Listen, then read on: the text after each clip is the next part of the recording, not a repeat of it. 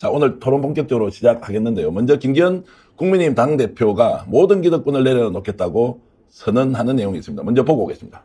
혁신의 소중한 결과물이 우리 당은 당규에 따라 조만간 구성 예정인 공천관리위원회를 포함한 당의 여러 공식기구에서 질서 있게 반영되고 추진될 수 있도록 적극적인 관심과 지원을 아끼지 않겠습니다. 저를 비롯한 우리 당 구성원 모두는 국민 눈높이에 맞지 않는 모든 기득권을 내려놓고 사적성의 각오와 민생과 경제를 살리라는 국민의 목소리에 답해 나갈 것입니다.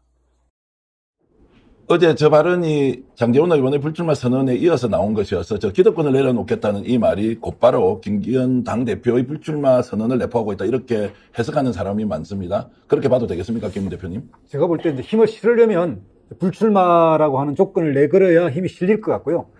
보니까 용산하고 김기현, 장제원 사이에서 뭔가 큰 타협이 이루어진 것 같아요. 뭔가 주고받고를 할. 그러니까 예를 들면 이런 생각을 계속 해왔지 않습니까? 이번 총선에 국민의힘은 윤석열, 용산이 주도해서 이렇게 강한, 자기 사람을 심을 거다, 이런 예측을 했는데, 설사 그렇게 차출되더라도, 나 김기현이 꼽고 싶은데 꼽겠다.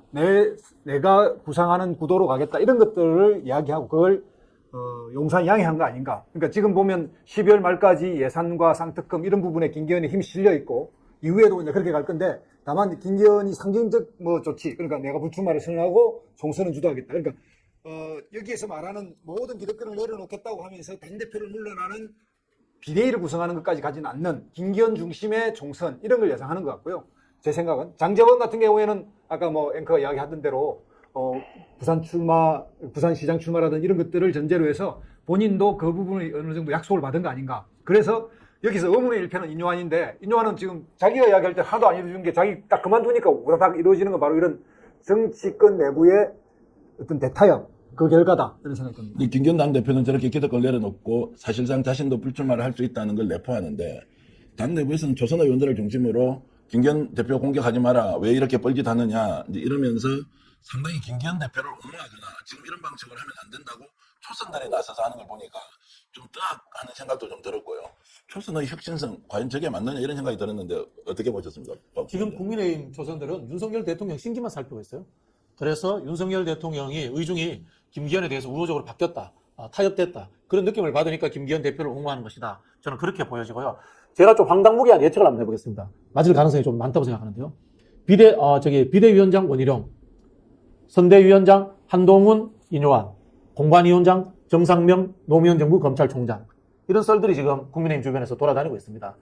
이건 뭐냐면요, 국민의힘을 영남권이라든가 다선 의원들에 대해서 구태로 몰면서 좀 혁신해서 쳐낼 겁니다. 대신 신선한 사람들이 들어오는 것이 아니고 친윤들이 진짜 득세하는 그런 당으로 만들겠다라는 윤석열 당 만들기 프로젝트는 끊임없이 이어지고 있다라는 그런 해석으로 들리고요. 결국 저는 김기현 대표는 표현이 그렇습니다만 한 자리 받을 겁니다. 저는 총리급까지도 받을 가능성이 있다, 그렇게 보여지고요. 장제원 의원은 부산시장 출마라든가 그런 정치적 미래를 모색하지 않나, 그렇게 짐작을 해봅니다. 이 말씀을 들으면 지금 당 안팎에서는 결국 김기현 사퇴론으로 불거지고 이게 혼란상이 상당히 좀 지속될 것이라고 했는데, 오히려 얘기를 들으면 어느 정도 정리가 되는 거, 장제원 불출마, 기득권 내려놓겠다는 김기현 당대표의 설명, 이것이 어느 정도 타협을 통해서 통합국면으로 가고 있다, 이렇게 볼 수도 있겠습니까? 통합국면이라고 표현하는 부분에 대해서 한번 따져봐야 됩니다. 네. 자, 이렇게 다 쳐서 그럼 그 자리를 누구로 채울 거지? 정말 신선한 정치인들, 그리고 정치 지망생들을 채울 거냐? 안 그러면 그 빈자리마다 윤석열 측근들, 검사들을 채울 거냐? 이 부분이 이후에 우리가 지켜봐야 될 관전 포인트고요. 윤석열 하면 우리는 배신의 아이콘이라고 이야기를 합니다. 문재인 대통령을 1차적으로 배신을 했죠. 그리고 단일화에 안철수 배신했죠. 그 다음에 출마 준비하고 있던 나경원 배신했죠. 그리고 결국은 이준석 목 쳤죠. 자, 이렇게 1년에 정당 내에 있어서 자신들을 도왔던 사람들의 목을 다 쳤습니다. 그 다음에 이제 인요한, 김기현하고 독대하면서 인요한 완전히 바보 만들어서 인요한 이제 털어냈죠. 그 다음에 핵심 공신 장제원 털어내죠. 그리고 이제 김기현마저 털어내면 이제 누가 남죠? 주위에 정치인으로는 이철규 한 사람 남습니다. 이철규 한 사람 남고, 그리고 밖에 있는 검사 출신들, 그리고 현역 검사들, 이런 자들이 이제는 남는 거죠. 말 그대로 끊임없이 배신을 거듭하면서 자신의 왕국을 만들려고 했었으나 결국은 그 배신의 부메랑은 본인이 맞을 수밖에 없다라는 측면에서 우리가 고민해야 되고요. 김기현, 국민의 눈높이에 안 맞는 모든 기득권 내려놓겠다. 이게 당내 문제로만 던질 내용인가?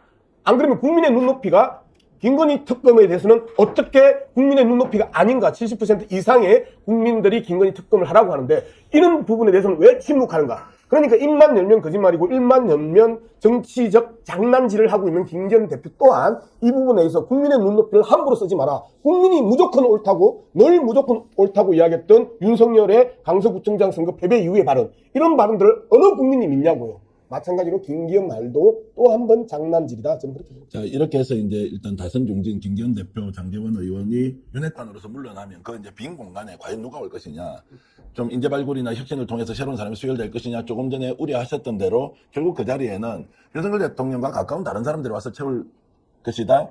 혹시라도 그것이 윤석열 왕국으로 불릴 수도 있다. 이런 부분이 있는데 어쨌든 그 두 갈래 중에 어떤 길을 지금 국민의힘은 선택할 것 같습니다. 일단 뭐 용산 윤석열 대통령 쪽도 머리가 있으면 본인들이 전면에 앞세우거나 본인들 생각으로 사람들을 밀어넣으면 안 된다는 건 아는 것 같아요. 그러니까 지금 제 생각에는 그 전까지 생각해서 윤석열 대통령이 김건희 씨 명품 사건이 터지면서 생각이 뭔가 바뀐 거 아닌가. 이렇게 최근에 어쨌든 쌍특검과 이 문제를 관리해야 되는데 이 관리하려면 김기현 체제를 가지고 활용을 해야겠다라고 생각하고 있는 거고, 김기현 체제가 비대위로 무너지는 형식으로 가더라도 김기현이 주도해서 만들거나 어쨌든 그 용산 윤석열이 주도한 뭐의 변화 같은 것, 사람을 채우는 것, 이런 건 안 보이려고 하는 것 같아요. 저는 그렇게 보기 때문에 김기현 쪽 사람들 이야기 들어보면 그냥 자신만만해요. 자기들은 총선 김기현 체제로 끝까지 간다, 이렇게 아주 자신만만했는데 그 자신만만한 원인도 있는 것 같고, 그런 측면에서 보면 아까 이제 박진영 그 평론가 이야기한 부분에서는